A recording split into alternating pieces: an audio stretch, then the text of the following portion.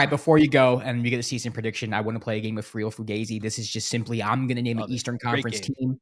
You're going to tell me whether or not they are for real, as in threats to knock off the Celtics. I'm not saying they are going to, but threats, or Fugazi is like, you're not even worried about them. You ready to do this? Let's do it. All right, Milwaukee Bucks, for real or Fugazi? Fugazi. Big time Fugazi. Yeah, I mean, the Bucks, respect to Giannis, but this is an older team. And, we talked about the age of Al Horford. Most of what I was saying about Al Horford can apply to Brook Lopez. Biggest difference, he's maybe their third best player. And I say third best player because who should be their third best player is Chris Middleton, who hasn't been Chris Middleton outside of finally getting to look like Chris Middleton in the playoffs and then immediately had 2 ankle surgeries. Yeah. So, because all last year I was saying, I don't want to write off the Bucks because I think even with all of their issues from switching head coaches to fitting Dame in, if Middleton gets back to the Middleton that he was, that team can still be scary. And unfortunately, he was great. He looked great in that Pacers series, but Dame was hurt. Giannis was out. And, and then he immediately has more surgeries. I'm like, I don't know. I can't rely on Chris Middleton. And so now Brook Lopez is my third best player. Dame's another year older. I am sure they're going to look a little bit better. And they did a pretty good job on the fringes with, Gary Trent Jr. and I'm trying to think. Taurean Prince. I like that signing for them. But when you talk about trying to compete with the Celtics and the top end depth, and even, if we're not including Peyton Pritchard and Sam Hauser in top end depth, that's still depth, like really good depth that we're talking about there. I just don't see it. And so with all respect to Giannis, he's the one thing that I would look at and be like, you got to mention him. But yeah, definitely Fugazi is where they're falling into. All right, your Eastern Conference Finals opponent, Indiana Pacers, Freelo Fugazi.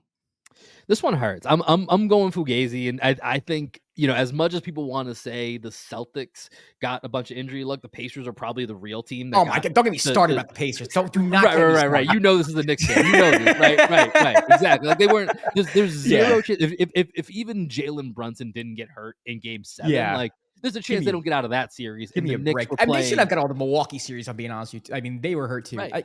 So that's what I'm saying. So and the Pacers are good. Like honestly, I mean, Joe Mazzulla said this in media day. That was our toughest series.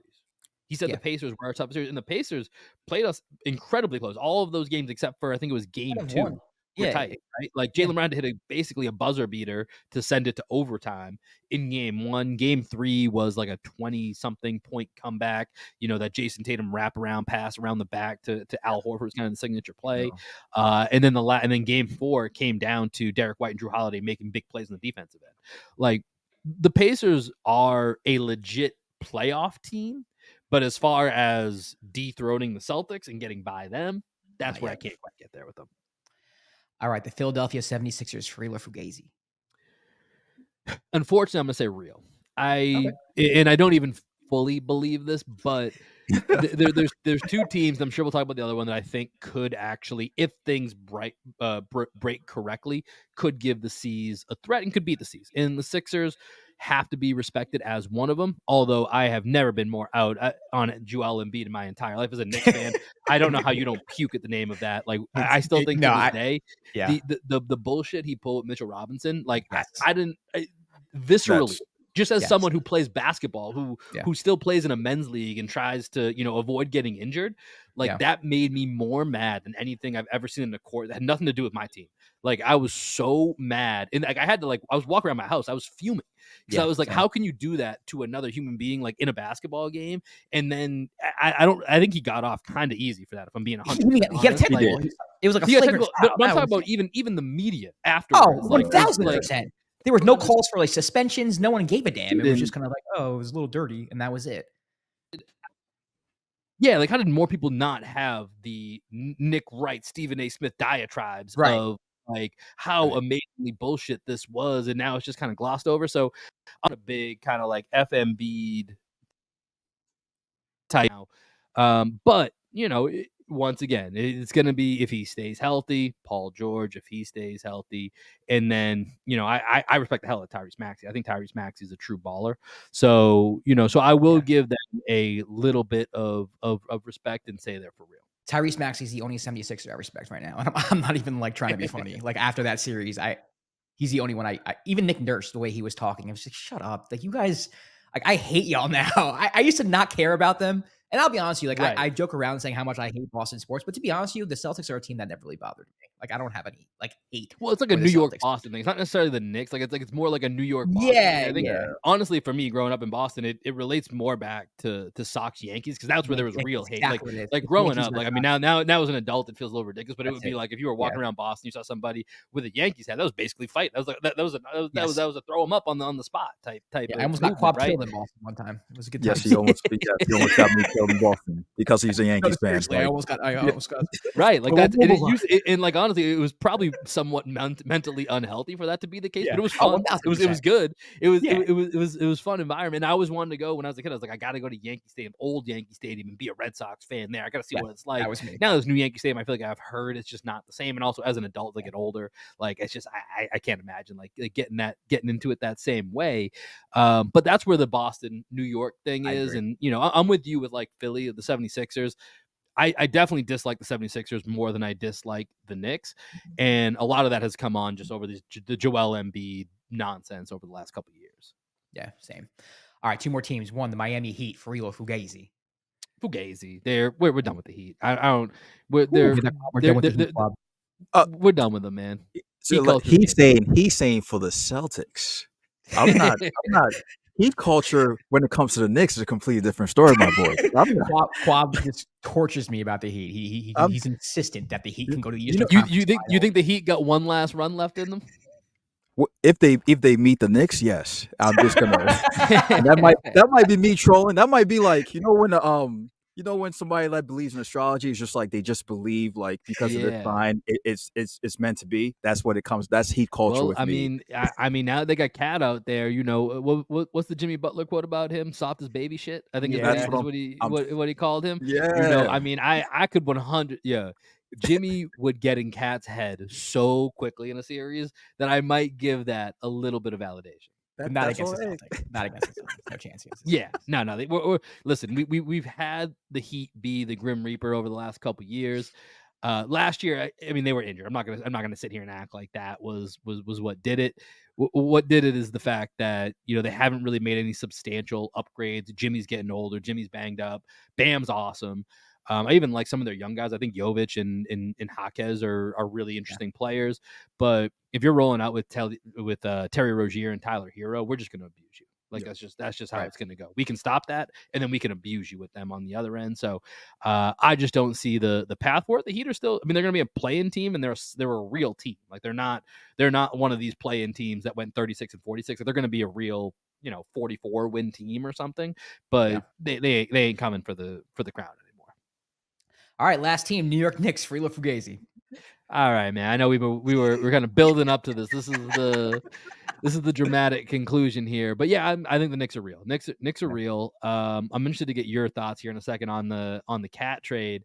Yeah. I think for me, the Cat trade is such a gamble, and it's interesting to hear everybody's position on it.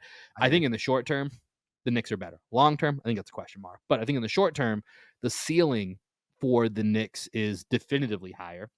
I was kind of working up a take where I thought with the Mitchell Robinson injury before the Cat trade that it was kind of a blessing in disguise because what it was going to do is make Tibbs have to play that 5-man unit of Randall at the 5. And you're going to get a chance to see what that looks like. And I think that was going to be important to see what was going to need to be what was real for it. Could it work? Could it not work? Because that was a 5-out system. That was kind of a fake 5-out system because Julius Randle, aside from that 1 year where he shot 41%, is like a 33, 34% 3-point shooter, right? Now you switch that with Cat, who, is he the best big man shooter of all time? He thinks he is. I'm not. He's in the conversation at the very least, but he probably is in the NBA today, right? And so that's a massive difference. So I think Cat can have a KP-like influence on the Knicks offense as far as what he does for their spacing, and you combine him with Brunson in that pick and roll. My questions end up being defensively. We saw he was not really an anchor of a defense. Now, granted, the Knicks have a good infrastructure of Josh Hart, OG Anunoby, and Mikal Bridges who can all guard up and down, across there from their opponents, in different ways that will help protect against that. But still don't love Cat as your main big man. Now, obviously, if you bring Mitchell Robinson in, that gives you some versatility. But I'm also just not a fan of Cat. Like, I don't think his mental. I think his mental is ready to be broken in half in New York. Yeah. Like, I think there couldn't be a worse fit mentally for New York because he ain't gonna get away with any of the ridiculous stuff that he says. And when he commits these just egregious fouls, when he fouls out in 18 minutes and goes 2 of 14 from the field, he's going to get killed. He's going to get murdered. He's not living in Minnesota anymore. And so the spotlight's going to be that much bigger. And he's going to have that many more opportunities to say some dumb stuff that's going to come back to haunt him. And I don't know. He feels like a guy that when he's tried to put on this tough guy cat act or put on leadership cat, it all just feels forced. And that forced and phoniness doesn't play in New York. That's part of what makes Brunson the king of New York right now, is how authentic and real he is. And so I think there's a powder keg waiting to happen with Karl-Anthony Towns. But from a talent perspective, that starting five is very, very legit. And I understand the ceiling to it, but I do think you've added a bit more volatility to it than what you would have had just running it with the Nova guys plus Randall. Let's see what it looks like and then assess. So it's a big swing that I don't think necessarily needed to happen, but who knows what the trade talks were and if someone else is going to come get Cat. And that's apparently, I saw Shams talking, this has been a target of the Knicks now for several months. So years. Yeah, I mean, so we'll see. Like I said, ceiling's higher, but I think it's a lot more of a volatile fit than what you had a week ago. What were you thinking about it? I agree with you with the ceiling being higher.